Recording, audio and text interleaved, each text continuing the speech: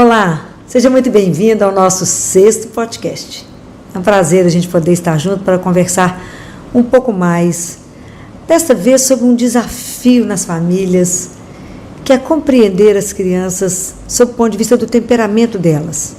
Às vezes eu tenho 3 filhos, tenho 4 filhos, e eu sinto que eu não posso educar da mesma forma, porque cada criança recebe de um jeito. E é tão interessante, às vezes a gente tem trigêmeos, no meio, teve os trigêmeos, uma gravidez até uma surpresa, porque veio de forma espontânea.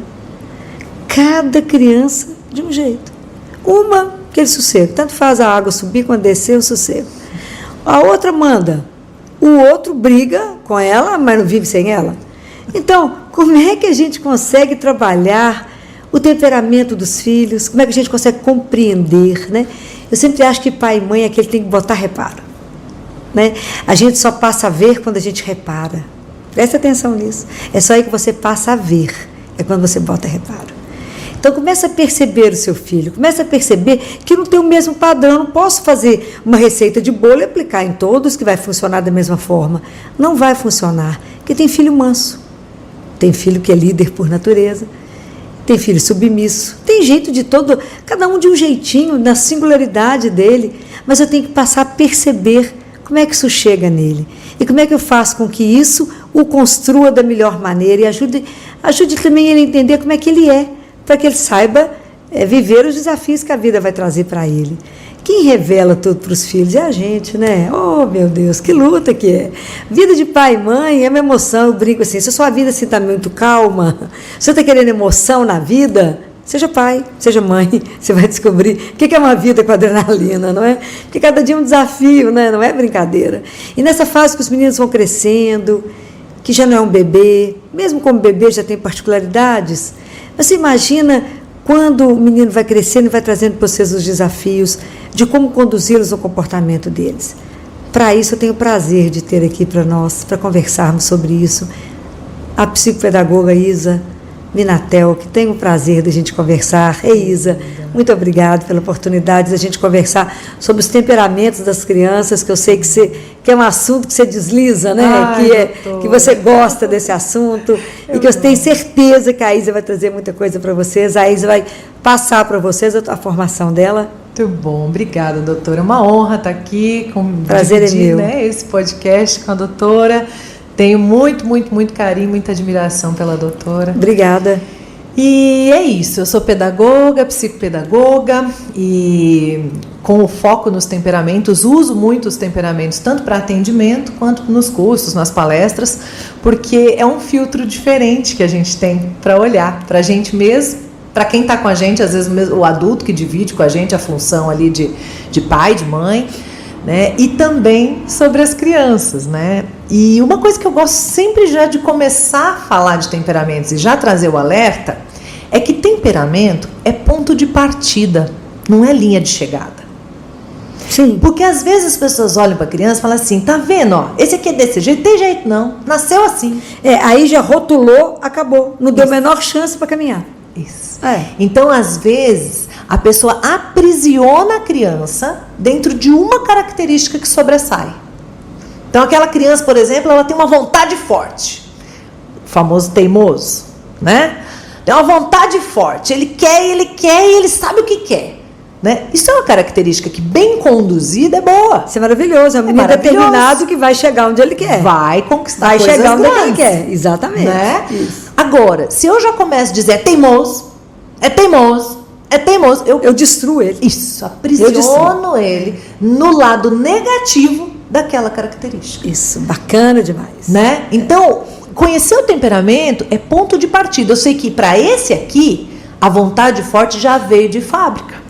Então, eu preciso ajudar ele a ceder. Ele precisa aprender a ceder. Sim. Esse outro aqui já aprendeu a ceder de fábrica. Ele cede tudo. Deixa sempre os outros primeiro. Às vezes não vai. Às vezes deixa passar as coisas dele, dá para os outros. Esse aqui eu preciso ensinar a ter vontade forte. Porque ceder ele já sabe. Entende? Então, é ponto de partida. Eu vou saber o que já veio para desenvolver o plano de educação. Aí vai ser diferente para cada um. Né? Imagina, eu tive isso lá no consultório. A mãe já tinha um filho. Na verdade, ela já tinha tido um, que que tinha falecido com 1 aninho, que ele foi submetido à cirurgia cardíaca, era um bebezinho com uma síndrome, ele faleceu. Aí eles tiveram um outro bebê, não tinha nenhuma síndrome, não tinha nenhuma cardiopatia. E quando esse neném chegou com 2 aninhos, eles ainda estavam na dúvida se iriam engravidar ou não, e foram surpreendidos com uma gravidez trigemelar. Uau! Vocês imaginem? Isa, imagina, veio 2 meninas e um menino. Uau! Uma das meninas era uma doçura assim, mansa, tudo estava bom, eu podia examinar, virar do avesso, estava tudo certo. Não, e ficava lá com um brinquedinho e brincava, porque você imagina que ia examinar 3 ao mesmo tempo no consultório, eles querem ficar pelados ao mesmo tempo, quem é primeiro, sempre tem 2 brigando, quem é o primeiro. Essa tanto fazia se a primeira, a segunda ou a terceira, ela estava tudo certo. Tranquila. Os outros, tinha uma que, a outra menina era a que mandava, e para essa outra obedecer, tudo certo. Tá tudo mas bem. A minha irmã tinha que mandar, ela mandava, e o menino sempre ia contra ela, mas não ficava sem ela. Então os 2 brigavam, mas os 2 tinham que estar perto do outro. Ai, que engraçado. Então assim, você imagina para uma mãe dar a ordem para os 3. Né? Então eu queria que você comentasse isso, porque a gente não vem pronto, né, gente? Exato. É muito interessante isso. Então você vai ali na situação. Aquela que se submete, né? O que você colocar ela, onde você colocar, tá bom. Tá bom. O que você pedir, ela faz? Ela faz. Faz. Já resolve. Nem questiona. Não questiona, não pergunta por quê. Se ela insistir um pouquinho, você fala um pouquinho mais forte, vai. Vai. Então, essa criança é, na verdade, uma criança que todo mundo acha que o filho vai ser. Todo mundo que vai ter um filho acha que vai ser assim. Que a gente vai falar, eles vão fazer. Vai te obedecer. Porque eles estão com sono, eles dormem. Porque essa criança está com sono, ela dorme. Ela não briga com sono. Ela não briga nem com a gente. Vai brigar com sono? Não briga. Nem com ela? Não briga. Tá tudo bem, né? Tá com fome, come, né? Então ela é uma criança tranquila. A outra criança, que é a que manda, né? Muito prazer, você pariu um líder. Tem gente que pariu líder, viu, gente? Quem teve um menino que manda, nasceu sabendo o que quer, já não para quieto, de bebê você já vê. Né? Não aceita aquele leite, joga a mamadeira fora, aquela luta. Já, o choro é mais forte, as coisas não agradam. Eles também são muito sensíveis, sabe? Assim, qualquer dorzinha é dorzona. Qualquer desconfortozinho ele amplificador. Isso, ele tira a paz de todo mundo, tá? Se ele não estiver bem, ele não deixa ninguém ficar bem. Porque tudo é ele, né? Esse separe um líder e você vai ter que aprender como é que conduz um líder. Porque o líder, se você mandar nele, aí que ele não vai. Aí você manda mais forte, aí que ele não vai. Só que ele tem 1 ano. Só que ele tem 2 anos. Então, como é que nós vamos conseguir conduzir esse aí? Esse é o meu. Por isso que eu fui estudar, doutora. Eu tinha que estudar. Não dava certo. Igual o menininho, você imagina, um menino de 1 ano e meio, que olha para a mãe, porque a turma não é fácil. Olha para a mãe, pega 4 dedinhos e põe na boca. E a mãe fala, tira a mãozinha da boca. Ele olha para ela, nem reage e vai pôr no mais. A mãe fala, eu já mandei você tirar a mãozinha da boca. E ele põe mais, e põe mais. Aí ela começa a apelar, porque por fim ela manda, mas o menino não obedece, ela não sabe mais o que fazer. Chega um momento que ela fala, se ele introduzir mais, ele vomita, então eu perco a minha autoridade agora, ou eu ignoro. O que ela faz? Ou bato, né? Ou eu bato na mãe, no menino agora, ignoro. O que eu faço? Uma situação como essa, a primeira coisa que a gente tem que pensar é, esse menino precisa ser visto, né? Ele está precisando dos olhos da mãe. Sim. Quando ele enfia os 4 dedos na boca e fica olhando para a mãe, e a mãe olha para ele e fala, tira a mão da boca. Ele está sendo visto. Ele fala, opa, assim funciona. Se você for olhar o histórico, é possível que ele tenha chamado mamãe falou, peraí, tô trabalhando, peraí, tô fazendo negócio, peraí, tô cozinhando. E tá tudo bem, não tô falando que essa mãe não tá errada, não é. É a loucura da vida mesmo. A gente é absorvido pela rodinha do hamster, né? A gente roda, não sabe nem onde vai chegar, mas tem que cozinhar, tem que lavar, tem que passar, tem que fazer, tem que trabalhar, tem que produzir, tem horário né? para cumprir. Então, a gente não viu o menino, chamou 1 vez, chamou 2 vezes, chamou 3 vezes. Aí ele botou o dedo na boca, ela parou tudo, olhou pra ele, falou, tira a mão da boca. Não tiro. Opa! Porque assim você tá me olhando. Então, antes da gente falar de temperamentos, aí a gente tem que olhar para essa dinâmica e para esse pedido da criança que está por trás desse comportamento. Todo comportamento indesejado tem um pedido. Todo. Não adianta eu eliminar o comportamento sem atender o pedido. Porque se eu elimino o comportamento, vai vir outro. Sim. Porque o pedido continua lá. Ele vai descobrir. Né? Como é que eu faço para chegar ali? Isso. Então, primeira coisa é isso. Mas beleza, o menino tá lá com a mão na boca, ele é um líder, né? Você falou, tira a mão da boca. Ele, não. Nem falou, né? Só continuou olhando e... Aí você fala, meu filho, o que tá acontecendo? Não fica medindo força. Você pediu para tirar, não tirou, esse jeito não funciona. É o opositor desafiador. Não funciona esse jeito com ele. Gente, eu pedi para tirar. O menino enfiou mais, por que eu peço para tirar de novo? Eu tô vendo que esse jeito não funciona. Então tem que mudar o jeito. Não é? Aí eu vou e falo, meu filho, o que está acontecendo? Você está pondo dentro da bolsa, você quer que eu olhe para você? Aí a gente tem que ter um pouquinho de sagacidade, de falar, bota em palavras. Você quer que a mãe olhe para você? Não precisa fazer isso não, meu amor. Vai lá, dá um abraço nele, puxa a mãozinha da boca, você mesma. Dá um abraço nele, dá corpo para ele. Dá corpo para ele. Sabe? Dá, entrega, e aí a gente faz a associação errada. Se ele enfiou a mão na boca e eu dei carinho, ele vai esfiar de novo. Não, você está atendendo a necessidade. E aí você fala com todas as letras, você não precisa fazer isso para ganhar uma mãe, meu amor. Me chama. Fala pra mamãe que você quer um carinho, que você quer um colo, né? E aí nós vamos atendendo. E como é muito pequenininho, ele não sabe falar que ele quer um colo, né? Ele tem um ano e meio, ele não sabe falar que ele quer colo, que ele quer carinho, que ele quer aconchego, né? Então ele dá um jeito que alguém olhe para ele. Isso. E é isso que eu preciso entender nos comportamentos desafiadores. É igual quando nasce o irmão. O pedido que tá por trás. Quando eu entendo, é como se fosse assim, ó. Como se fosse um motor. Então, o motor tá ligado, que é a demanda. Sim. O pedido que a criança tem. O comportamento está aqui. Em vez de eu desligar o motor, eu venho e tiro o comportamento. Mas o motor continua ligado. Não resolve. E tanto que não resolve, porque ele não muda. Pode castigar. Aí sabe quando eles falam assim, também nem doeu. Isso. Falam, nem doeu. Isso.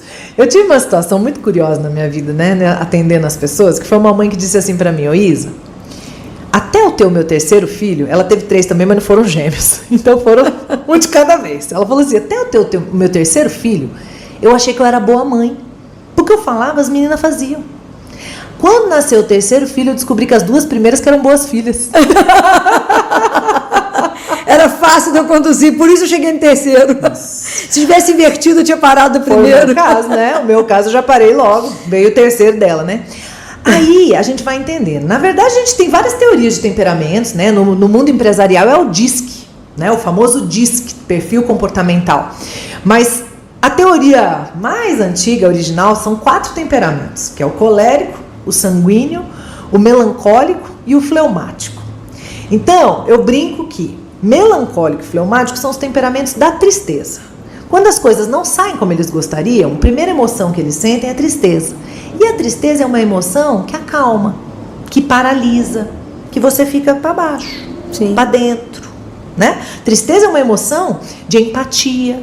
É a criança que olha o outro amiguinho chorar e chora fica junto. Triste por ele, chora junto. Gêmeos, às vezes um tá chorando e chora também. Isso. Eu falo, mas agora vai todo mundo chorar dentro do consultório, é? É o que vai para tristeza, né?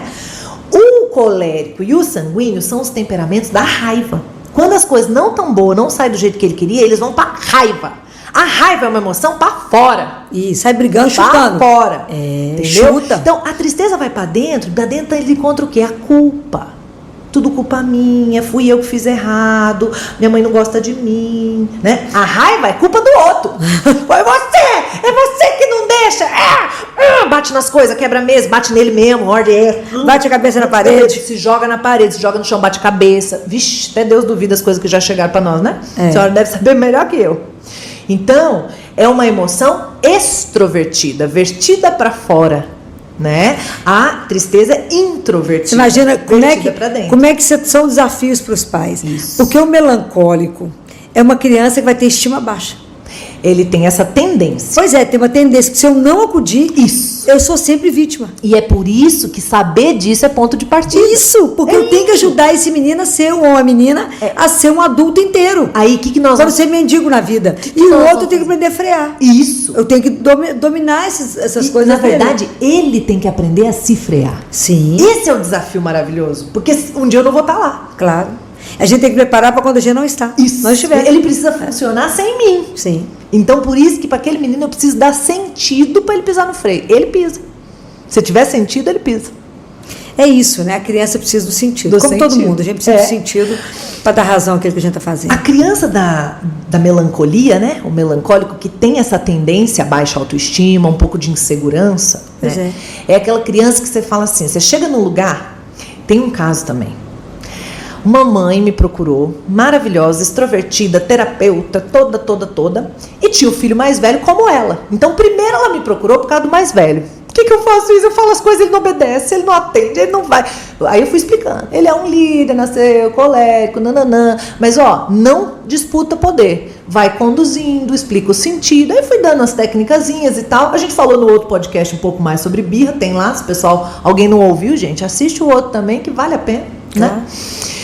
E aí ela conseguiu. Ela é muito inteligente, rapidamente entendeu como é que funcionava, que não era para bater de frente, que não era para ser autoritária. Autoridade é diferente de autoritarismo. Com certeza. Não é? Com certeza. E ela conseguiu exercer a autoridade, que essa criança precisa, de alguém com autoridade, né?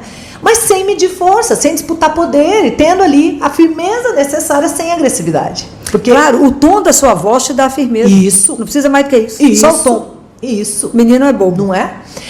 Aí, ela conseguiu. Passado 3 anos, nasceu o outro. O mais novinho, completamente introvertido, melancólico.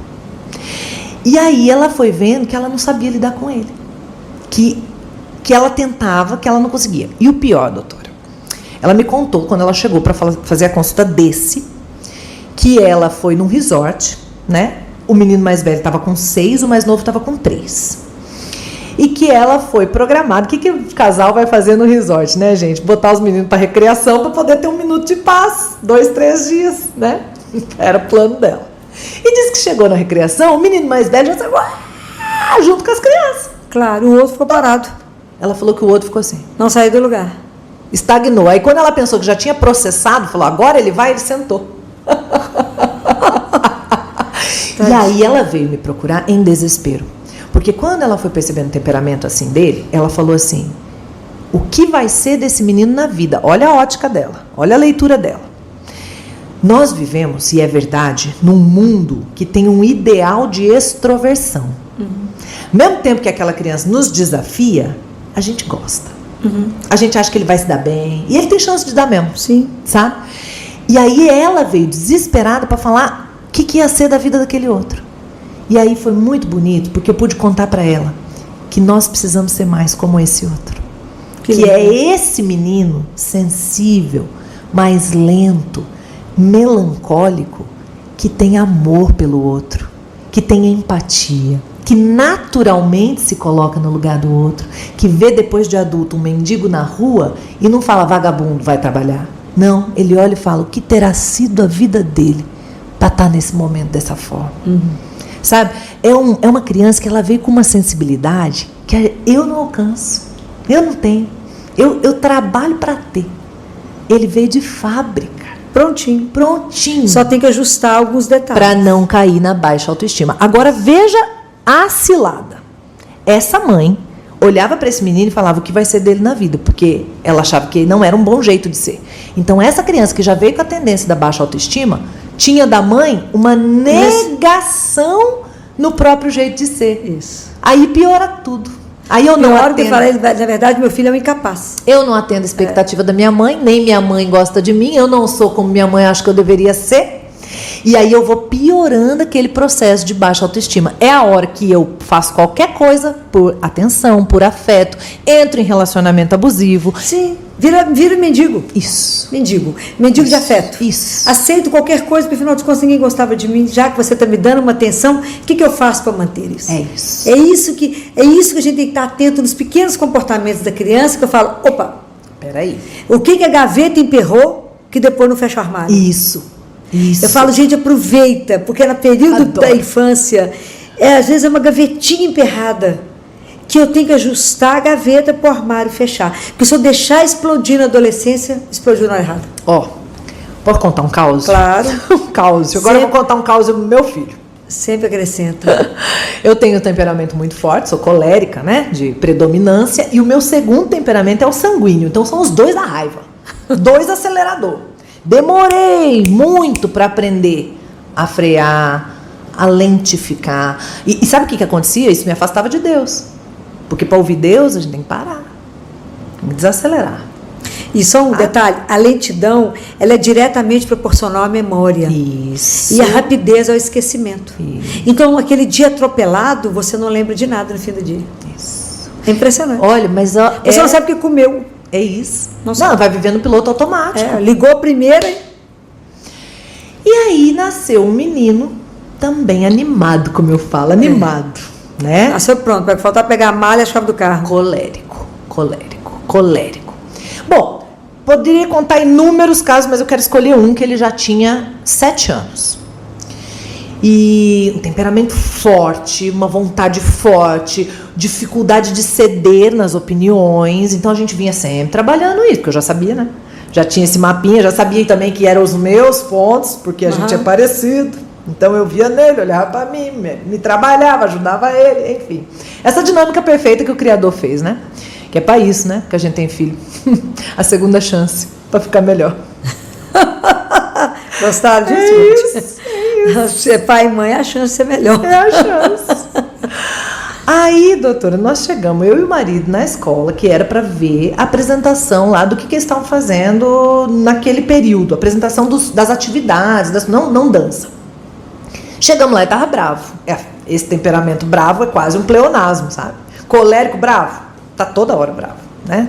Tudo irrita o colérico. E, aliás, ele é muito autocentrado, ele acha que o mundo gira para ele, então qualquer coisa que não sai do jeito que ele queria, ele fica bravo. Claro. Né? E a raiva vem rápido.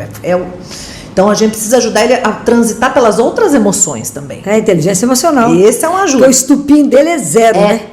Tudo explode. Tudo toda hora. Aí cheguei lá e tava bravo. Falei, o que foi, meu filho? Teve um conflito. Falei, foi. E aconteceu? Não vou apresentar nada para vocês. Eu falei, vai. Aí já sei como é que é. Falei, meu filho, olha aqui para mim. Olha bem para mim. Eu saí do trabalho. Seu pai saiu do trabalho. Nós viemos aqui para ver o que você tinha para apresentar. Então, mesmo que você teve conflito, eu quero saber o que aconteceu. E quero ver o que você vai apresentar para nós. Respirou fundo. Falei assim, podemos começar conversando se você preferir. Você prefere? Prefiro. Então, vamos conversar. Qual foi o conflito? Aí ele veio me contar que tinha um cartaz que eles fizeram em trio. Ele e 2 garotas.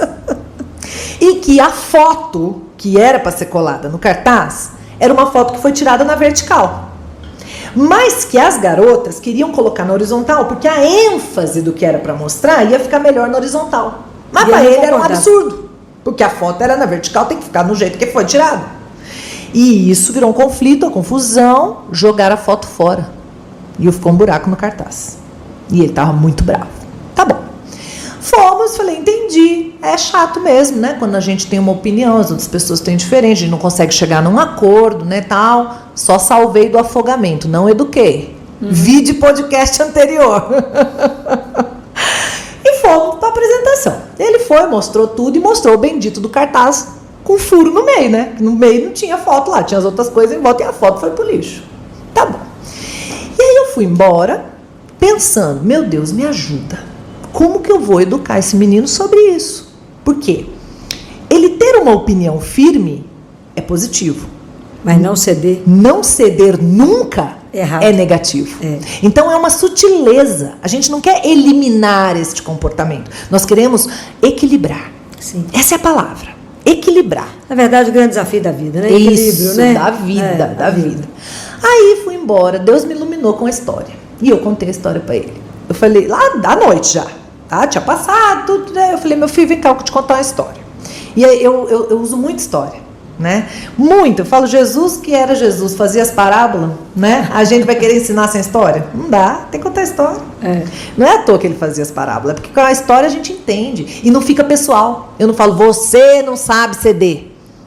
Entendeu? Não, eu contei a história para ele assim, tinha um casal que eles tinham os recursos bem limitados, tinham pouco dinheiro. Sabe? E eles moravam numa casinha simples, que estava com 2 graves problemas. A porta não fechava, estava com problema de segurança, estava com medo toda noite para dormir, porque a porta não fechava, e estava um buraco no teto. Sempre que chovia, entrava água, molhava tudo, estava difícil. Chegou o final do ano, ganharam um bônus, cada um ganhou R$1.000 do trabalho deles. Eles falaram, maravilha, vamos consertar a porta e vamos consertar o telhado. Só que foram ver orçamento. O que é orçamento, mamãe? A história é ótima por isso. Você já vai aumentando o vocabulário, né? Sim. Aí, só a porta era 2.000 e só o telhado era 2.000. Então, eles iam ter que tomar uma decisão. Se eles iam fazer a porta, dessa vez, ou o telhado. Começou a confusão. Porque o marido, claro que é a porta. A porta é muito mais perigoso. A gente tá aqui passando medo todo dia. Aí vai entrar um ladrão, vai roubar tudo as nossas coisas. A mulher fala, tá. Se não consertar o telhado, o ladrão vai ter nem o que roubar. Porque a última chuva já estragou uma parte dos móveis. Se chover de novo, vai estragar o resto. Não é a porta, não é o telhado. É a porta, sua burra. É o telhado, seu idiota. E começaram a se xingar. E ficaram muito bravos os dois. Aí, eles falaram assim, por que nós estamos brigando? Porque não sabemos o que fazer com esse dinheiro. Esse dinheiro que é culpa do que nós estamos brigando? Sabe o que eles fizeram? Acenderam uma fogueira e queimaram os R$2.000. Vamos parar de brigar. Ele fez assim com o zoinho. Eles jogaram o recurso no lixo porque eles estavam brigando porque não conseguiam chegar no acordo com o recurso que eles tinham, não é? Pois é, ficaram com o telhado ruim, com a porta ruim estragada. E sem dinheiro. E ele ficou me olhando. Aí eu olhei assim pra ele e falei, você sabe por que eu estou te contando essa história? Ele fez assim, a foto. Linkou, né? Eles são demais. Criança percebe, Eles são demais. Aí eu falei, meu filho, ceder sempre é bom? Ele falou, não, eu não cedo nunca. Ele falou. Aí eu falei, e não ceder nunca é bom? Não é, mãe. Não é.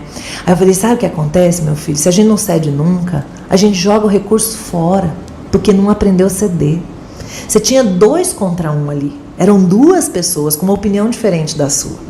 Às vezes, quando a gente tem a maioria, a gente precisa ceder. Isso. Pelo bem do coletivo, para não jogar o recurso fora. Isso. Aí o que você podia ter feito? Falar, mãe, essa foto tá colada errada aqui, você não acha? Eu achava que tinha que ser do outro jeito, mas as meninas acharam que assim ficava melhor. Mas se eu tivesse escolhido, ia ser do outro jeito. Ponto, a mãe já ia saber que você tinha percebido que era diferente. Pronto. Ele me deu um abraço apertado e falou, te amo, mamãe. Oh, que lindo. Ai, gente. Ele conseguiu compreender, né? Ele entendeu. Aquilo que a razão do sofrimento, que não precisava ter sido daquele jeito. Isso. Então, assim, demora um pouquinho mais. É verdade. Demanda um pouquinho mais da gente. Mas é um aprendizado que fica para a vida. Que fica para a vida. Guarda isso. É por isso que a gente está conversando isso aqui. É para poder ajudar vocês, porque nós temos uma missão, né, gente? Fala que a maior missão que o ser humano recebe é: vamos construir uma criança? Né? Vamos construir um adulto? Você me ajuda aqui a ser co-criadora de um novo ser? Isso é um desafio, porque não tem manual de instrução, até você perceber qual é a personalidade do seu filho, é uma luta. E como é que você vai ter discernimento, como você teve, de ajudar o menino naquele momento, ou depois pensar naquilo e falar, daquilo ali eu tiro um ensinamento, um aprendizado, que é para a vida. É para a vida. É para a vida. E não quantas situações você vai ceder ou vai ser cedido, né? É a vida. É isso. É a vida. Eu falo que a pergunta que a criança vem... sem deixar de ser o que é. Isso. É isso que ele precisa entender, que ele não vai ser anulado porque ele cedeu. Até ele só cedeu. Eu acredito que cada temperamento vem do jeito que vem para cumprir a missão que a gente veio. Eu acho que Deus já tem um plano bonitinho para cada um. Então, por exemplo, minha mãe veio para ser psicóloga clínica. Ela é melancólica sanguínea. Sabe o que faz isso com ela? Não. Ela fica... ela atende o outro, não consegue ver o outro. Ela fica da fala mansa. Ela se preocupa com o outro, então ela tem uma capacidade boa de empatia e conexão, que é do melancólico e do sanguíneo. Ela tem bom humor, que é do sanguíneo. Então ela é leve. Só que ela tem a profundidade do melancólico com a leveza do sanguíneo. Sabe o que acontece? Ela toca todo mundo. Olha que bacana. Com uma profundidade que eu nunca vou conseguir. Eu vim desse jeito aqui. Que se não tiver o microfone, eu falo do mesmo jeito. Por quê? Porque eu vim para falar para o público maior, lá no palco. Igual a doutora. Que a gente fala para todo mundo. Então a gente veio desse jeito porque precisava dessa potência, dessa disposição. As coisas que a gente faz, o povo olha e fala, não sei como você aguenta. Por quê? 2 acelerador. 8 tireoides. Mais ou menos 8 tireoides, né? Porque mantém turbinado, né? Para poder dar conta da missão. Exatamente como a gente devia ser. Por isso que na ideia não é mudar o temperamento, é equilibrar o temperamento.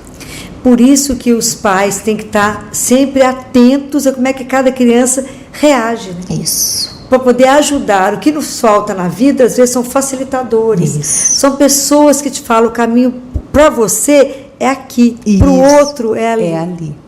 E você sabe qual que é E a até que pergunta? alguém consiga perceber isso e ajudar, às vezes gera tanto sofrimento. Nossa. Isso que a gente está, quando a gente chama assim para conversar, é para ver se isso dá uma luz, ajuda os pais que estão nos vendo a perceber que os filhos que eles têm, cada um de um jeitinho, né? Olha só outro caso. Esse foi muito marcante para mim. A mãe se mudou do Brasil para Portugal. Sim. Levou 2 meninos, 7 e 4 anos. O de 7 anos era muito sensível. O contrário da outra. O de 7 era sensível profundo. O de 4, bagunceiro, brincalhão, pra frente, como a gente diz. Então ela pensou que na escola nova, o de 7 ia dar problema, até adaptar, até conhecer, até porque são pessoas mais introvertidas, então tem dificuldade com o outro, com o novo. E o mais novo ia tirar de letra, porque é pra frentex, vai com o desconhecido, fala com o estranho, fala com o garçom, fala com as pessoas, não tem nenhum problema, né? Que surpresa, hein? Quando chegou lá, contrário. Que surpresa. Isso. Chegou lá, o de 4 agarrou nas pernas dela. E o de 7 ajudando o de 4. E foi. Quando saiu esse dia difícil, que ela já tinha sido surpreendida pelo de 4, o de 7 veio contando que ele falou, conversou, fez um monte de amigos, fez a turma rir. Tá. O que essa mulher fez? Olha só, sem saber, óbvio, né? Ela virou pro de 4 e falou assim: você não é assim, você é corajoso, você é brincalhão, você não é assim medroso, você não é assim sensível. O que ela estava fazendo sem querer? Aprisionando a criança na sua característica principal. Ele é brincalhão e corajoso, mas ele não é só isso. Sim. Ele também pode ser sensível, ele também pode sentir medo. Claro. E isso é Tava que inseguro, é né? a inteligência emocional. É poder transitar por todas as emoções e aprender sobre cada uma delas. E aprender a sair delas Pois também. é sair delas. Isso. Aí ela falou pro de 7: você fez todo mundo rir? Você não é assim? Aprisionou o outro também. Aprisionou o outro no sensível. Você é o sensível, você é o medroso, você é o que... Aí quando eu trouxe luz a isso para ela, Isa do céu, é verdade, eu estava aprisionando cada um no seu quadrado. Eu falei, é isso mesmo. Falei, então que bom, agora você viu, agora você entendeu. O que é sensível também pode ser engraçado. Sim. O que é sensível também pode fazer os outros rirem. Ele pode ter Pode uma ser marca corajoso. mais forte, mas ele, né, tem toda a chance do restante. Sem deixar de ser o que é. Sem deixar de ser o que é. Mas naquele momento a situação que sobreveio foi aquela, né? Que bacana poder ajudar os meninos a entenderem não é isso, tão né? lindo? É lindo. A gente não aprisionar o filho. É isso. Né? A não falar ele é só isso, né? E comparar um com o outro, né? Isso, uma tragédia. Nossa, isso é uma tragédia. Porque às vezes eu crio filhos inimigos. E filhos um com o outro a vida inteira rivais. É muito triste. Isso é muito Tem sério. Muito. Falar, esse menino, doutor, esse que é bacana, esse faz um para-casa exemplar, esse é maravilhoso, como onde ele põe a mão dá certo. Ele faz esporte, ele faz isso, faz aquilo, faz aquilo. Esse aqui, nada que ele faz dá certo. Ai, que judiação. Isso é muito duro. Eu falo, esse aqui é ótimo nisso. Eu falo, então o outro é ótimo, hein? No quê? Nunca fale. Cuidado com isso, né? Porque até as famílias, o que é pior, porque é dentro da própria casa, os tios, alguém faz um comentário, né? Agora tem fulano uma coisa. É pequeno, fulano é isso, fulano... Sempre um em comparação ao outro. Isso é uma luta pra gente trabalhar na vida. Agora, a palavra de mãe tem peso 10. Não, a mãe é o que mais tem peso na vida do filho. Então, Você assim, tem os dúvida, outros não? podem falar. A gente Não pode. faz o reparo. Reparo emocional, eu chamo. Se o outro lá falou que, esse aqui é esperto, esse aqui é o burro, você vem aqui e fala, vem cá. A hora que tá sozinho, você viu o que fulano falou? Ele não entende nada de criança. Eu fiz isso muito com meu filho. Ele não sabe nada? Ele não sabe nada de criança. Mal sabe dele mesmo. Sabe por quê? Ele só falou que fulano é inteligente porque o fulano mostrou que sabia isso. Como você não mostrou que você sabia, ele falou que você era burro. Mas você sabe tanta coisa, né? Aí você faz a criança se ver. É isso, a inteligência emocional, é o que eu falo. Volta o foco para a criança, volta a luz para ela, para que ela se veja. Isso. Porque hoje vai levando uma coisa no rolo, e não é, porque depois isso vai explodir. Explode. Isso explode. Então A tudo conta tem que vem. ser pontuado, tudo tem que ser olhado. Né? Como da mesma forma eu falo, na hora que a gente nunca expõe o filho, né? Porque na verdade, gente, assim, dentro de casa a gente pode quebrar o pau. Lá fora, se alguém falar do meu filho, eu mato. Ele pode ser ordinário. Mas só eu falo isso, só eu acho, porque ele é meu, né? A mãe também. Agora, se eu vou lá fora, ninguém pode falar mal, né? Continua, meu filho é lindo. Mas dentro de casa eu posso corrigi-lo. Então eu não exponho meu filho. Né? Como eu não exponho nas menores situações, por exemplo, eu falo, é só festa de família, tira a roupa do menino na frente de todo mundo. Nunca. Nunca. Eu sou da época da cabaninha, né? Se não tivesse um banheiro para a gente, alguém pega a toalha e segura. Se alguém troca a roupa, a gente não expõe o outro. Isso. Porque isso pode trazer uma marca tão pesada. Isso. Né? E aí tem a gente que ter cuidado. vezes... Mas é uma criança, não, mas ele tem a privacidade dele. Isso. Né? É uma criança, mas é um indivíduo. É um indivíduo. A gente tem que ter muito cuidado com tudo, porque isso tudo marca a criança, né? Ontem eu estava observando como é que menino a gente vive na fantasia, né? Então eu ia medir pressão de um de 5, o irmão de 2 anos e 8. Aí ele falou comigo, Filó, eu não gosto de medir pressão. Eu falei, mas eu preciso ver se você está forte. Você já viu como é que o Hulk faz?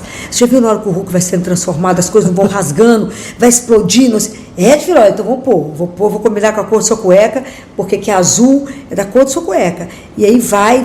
Aí ele já vai levantar, volta o braço e fala, pai, olha aqui como é que o outro lado também está ficando forte. Nem viu que está medindo pressão, tudo certo.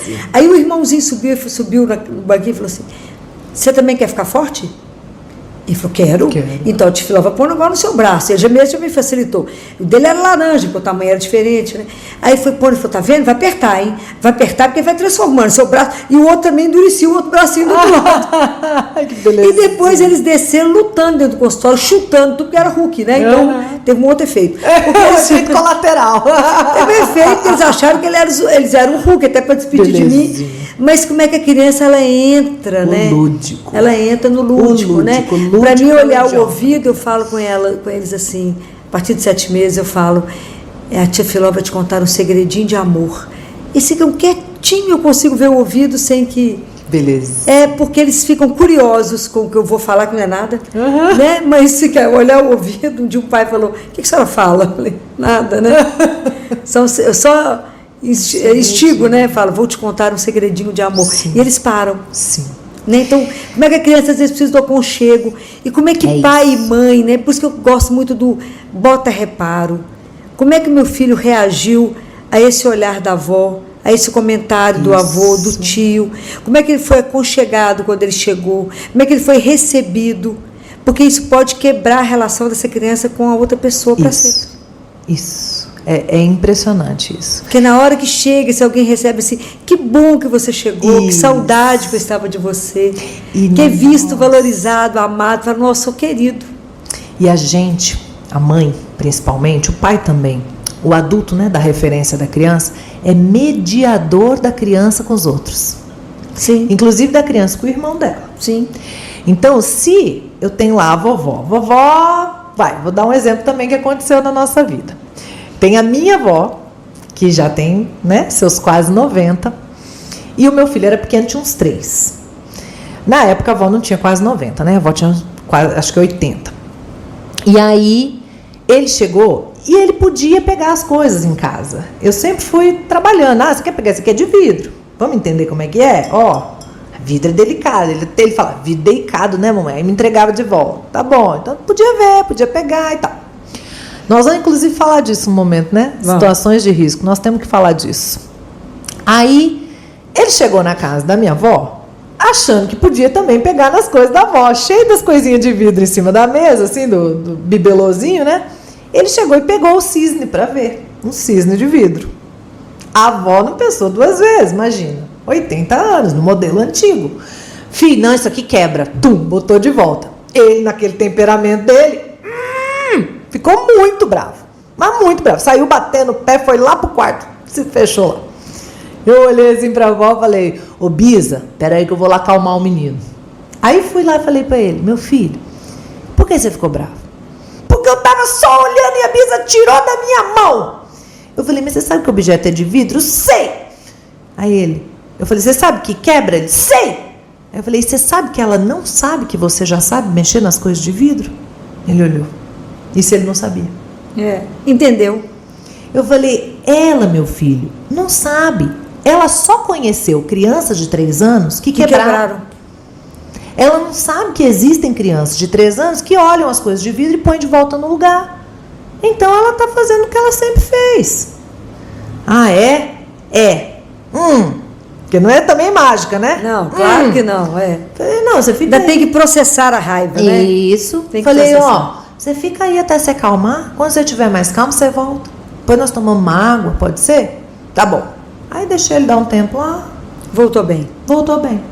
Então a gente media. Mas alguém deu valor ao que ele sofreu. Isso. Porque a gente precisa valorizar o sentimento da criança. E media, né? Porque senão ele volta lá, Bisa chata. Não gosta da Bisa. Então, não, a Bisa só tá fazendo o que ela sabe. Por isso que é tão importante o papel da mãe e do pai quando olha para a criança e ajuda a criança a processar isso, porque senão ela nunca mais vai querer voltar na casa da Bisa. É isso. Porque vai ficar com raiva dela. É isso. Ou por primeira oportunidade que tiver, vai chutá-la. Né? É isso. Então, é importante mostrar para a criança também o outro lado. Você explicou de um lado, ele já sabe, e foi lá e ajudou a criança a viver aquilo, né? Isso. E outras coisas a gente vai acrescentando, né? Você está na casa da Bisa. Isso. Aqui tem as regras da Bisa. Isso. Lá na nossa casa tem as nossas regras. Isso. Lá em casa, a criança de 3 anos pode pegar uma coisa de vidro. Aqui na casa da Bisa você já entendeu que não. As coisas são dela, você não pega sem pedir licença. Sabe? Se pode ou não pegar. Porque tudo é razão para educar. Isso. Tudo. Tudo é razão para educar. Não é porque se na sua casa pode, na casa do outro ele se sente invadido e não pode fazer isso. Exatamente. Não é a criança saber se comportar, mas isso tudo é pai e mãe. Por isso que dá tanto trabalho, gente. Dá trabalho. Educar é um processo. Não é por isso que eu não posso chegar na casa do outro e soltar o menino. Não dá. Não dá. Eu tenho que saber como é que funciona a outra casa quando eu estou levando o menino. Tem um negócio que a gente fala na calibração. Calibração. Você vai calibrando. Porque assim, toda casa é diferente. Claro.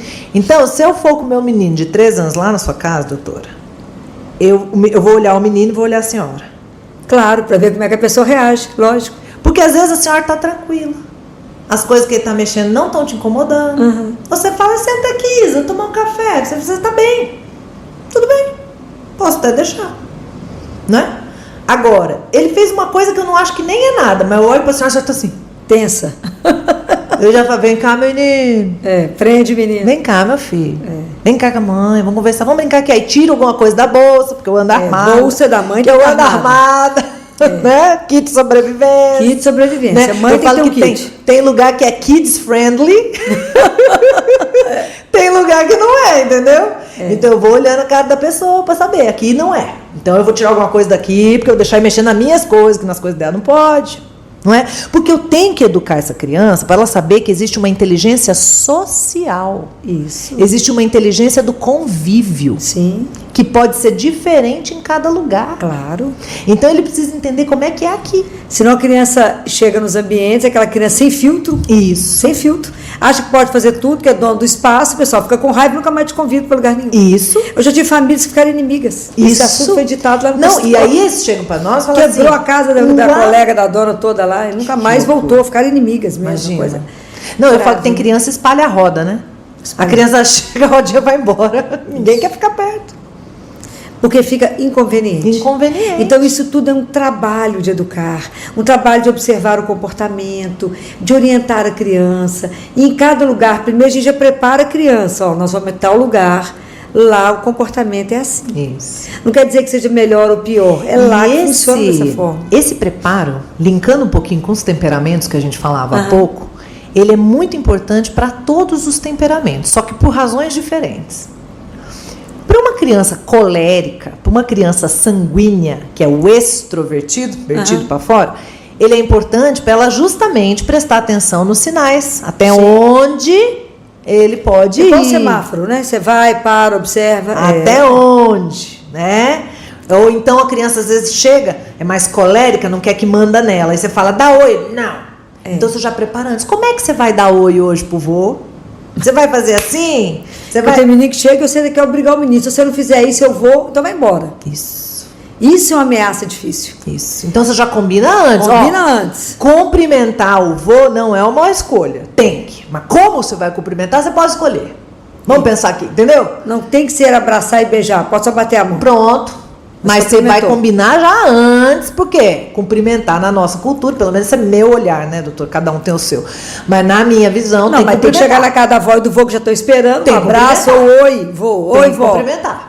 Né? Então você pode até escolher como, então já vamos combinar aqui, né? E nós vamos nessa... O melancólico, o fleumático, casa do avô e da avó nem tanto, mas se ele for num lugar novo, eles são mais sensíveis a muitos estímulos. Vai ficar agarrado na mãe. Eles vão ficar agarrados. Então, se eu já escondido atrás da mãe, o pessoal fala assim, seu menino tem problema? Que é assim que eles vão olhar pra você. O gato comeu a língua. Ainda fala assim pro menino, o gato comeu sua língua? Então eu já vou... Dá o tempo pro menino, né? Dá o tempo pra ele, né? Isso. Coloca uma coisa que atrai, né? Pergunta pra mãe como é que é seu menino, que já deixa uma coisinha que atrai a criança. Eu vou avisando pra ele, vai ter muita gente, vai ter pouca gente. Isso. Vai ter muito barulho, pouco barulho. Nós vamos ficar muito tempo ou pouco tempo. Eu vou avisando. O que eu vou poder fazer lá? Nós vamos chegar, nós vamos cumprimentar, tal. E você vai explicando, ensaia, faz um ensaio mental. A criança que é mais introvertida, ela precisa do ensaio, sabe? Que aí ela não está lidando com um desconhecido total. Ela já tem aquilo na mente. Então ela tem condições de se organizar para lidar com aquilo. A criança precisa desse preparo.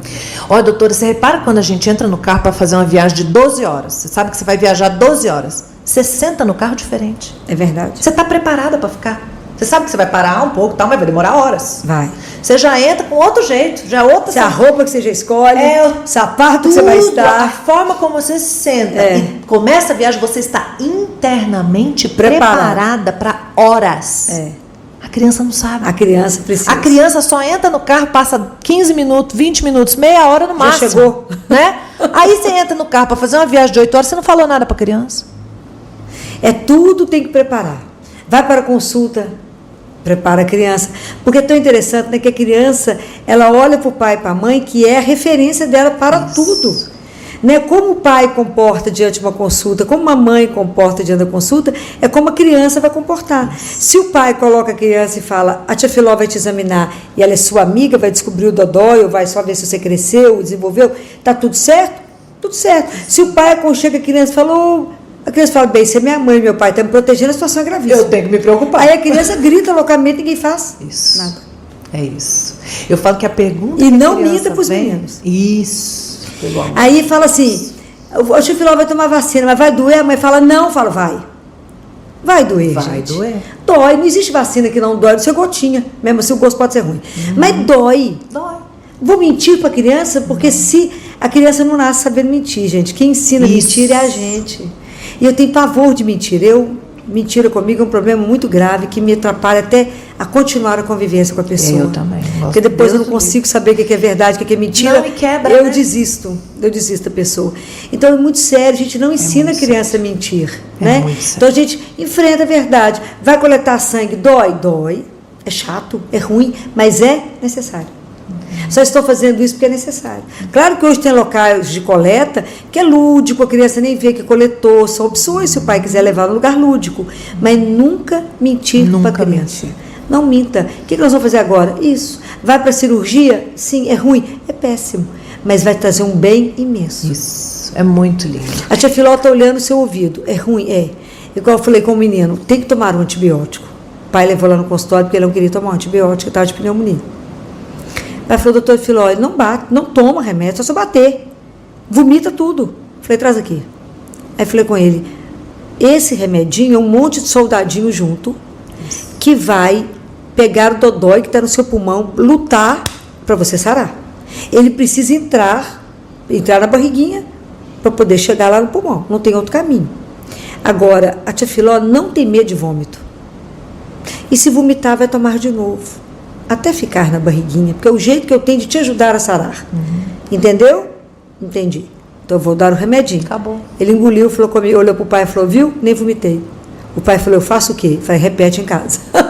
Gente, dá sentido. Dá sentido. Pra que você vai tomar o remédio que é ruim? Que é um monte de soldadinho junto para lutar contra um dodói. Pô, ele entendeu. Acabou. O que a gente precisa, doutora, como pai e mãe, é olhar o mundo na perspectiva da criança.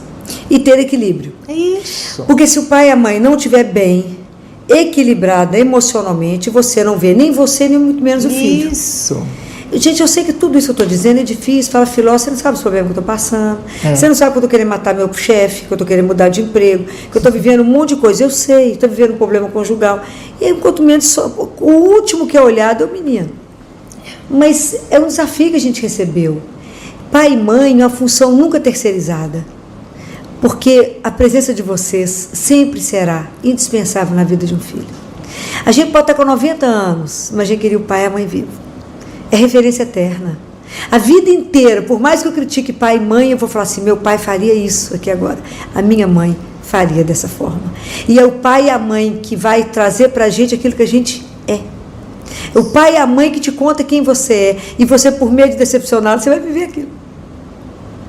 Né? Meu pai me dizia, você é a filha mais livre que eu tenho. Então, assim, a gente compreende isso, como é que ele conseguiu ter esse olhar, né? Que falou isso para mim num determinado momento. Beleza. Né? O quanto que um pai e uma mãe, ele é decisivo na vida de um filho. Para te dar coragem para dar. Quando eu tive uma ruptura na minha vida, um sofrimento com o término de um noivado, minha mãe chorava que o mundo estava acabando, minha avó chorava quando eu cheguei lá em Oliveira. O meu pai fingiu que a situação que estava acontecendo, almoçou porque nada tirava o apetite dele, né? Comeu maravilhosamente bem. Quando ele terminou, ele falou comigo para a sala. Minha mãe tentou e ele falou, eu e ela. Aí falou comigo uma única frase, não perguntou o que aconteceu, nada, e falou, minha filha, a vida te reserva coisas boas e ruins, mas ela tem que te encontrar sempre de pé e com a cabeça erguida. Levanta e anda. Uau! E arruma, porque ninguém merece ver uma mulher mal acabada. E eu que achei que estava toda arrumada, ele me deu uma destruída naquela hora. Nunca mais eu consegui chorar sobre o assunto. Uau! Levanta e anda.